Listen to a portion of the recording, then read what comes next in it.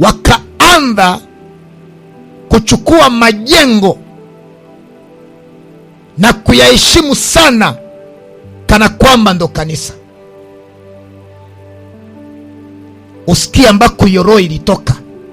Watu walianza kuchukua majengo, maana wakati wa Konstantine, kwa sababu wakati wa kutawala kwa Kaisari Diocletian, yule aliyetangaza kwamba majengo yote ambayo Wakristo walikutana ndani ili kuabudu yavunjwe. Sasa wakati alipotawala Konstantine, aliweza kujenga yale majengo yote kwa fedha za serikali. Sasa Konstantine alijenga sana majengo makubwa ambayo yalikuwa majengo ya fahari yenye kufananishwa na mahekalu ya miungu ya Roma. Kwa yalikuwa ni majengo ya kifahari sana ambayo Konstantine aliyajenga. Kwa hiyo wakaanza sasa kuyaheshimu yale majengo kama kanisa la Kristo Yesu. Yaani watu wakaanza kuchukua majengo kwa thamani kuliko hata kuchukua maisha ya kanisa kwa thamani. Na huko ndiko kulitoka lugha ya jengo kuitwa kanisa. Hiyo lugha ilianza huko Pergamo. Watu wakaanza kuita majengo kanisa, maana walianza kuheshimu majengo sana kwa kuyachukua kana kwamba ndo kanisa lenyewe. Walifanya hivyo ni kwa nini? Kwa sababu miungu ilikuwa ikijengewa mahekalu, na mahekalu ya miungu ilipaswa kuheshimiwa sana.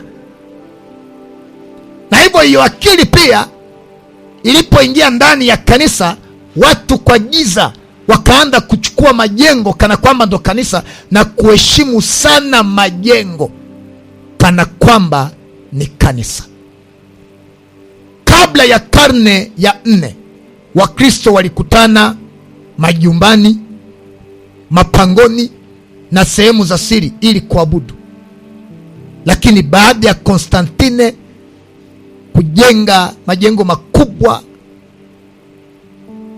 hata leo hayo majengo yapo. Ukienda Roma yapo majengo ambayo yalianza kuheshimiwa na kuonekana kama ndo kanisa kabisa. Na kule juu misalaba ikaanza kuwekwa, kule juu. Kwa hiyo majengo ikaanza kuchukua nafasi kubwa ya kuheshimiwa kuliko hata maisha ya kanisa yenyewe.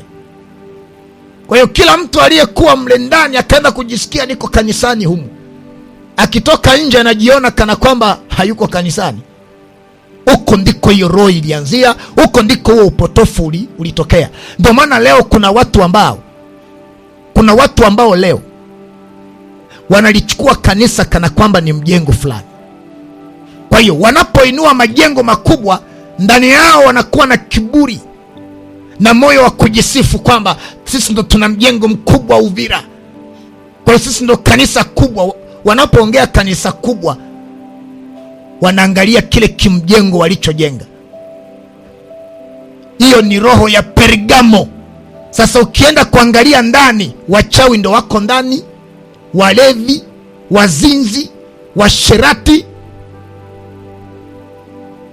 watu wenye kunuka chuki, mauaji humo humo kwa siri, uchawi, uganga wa giza unafanyika humo humo, ukabila umejaa, unafiki mwingi umewatawala watu, machafuko mengi yako ndani kwa siri, yanafunikwa tu. Lakini wao wanaona kile kimjengo kwamba ndo kanisa. Hawaoni wale watu ambao walitakiwa kujengwa kwenye maisha ya rohoni ili kufanyika kanisa lililo takatifu.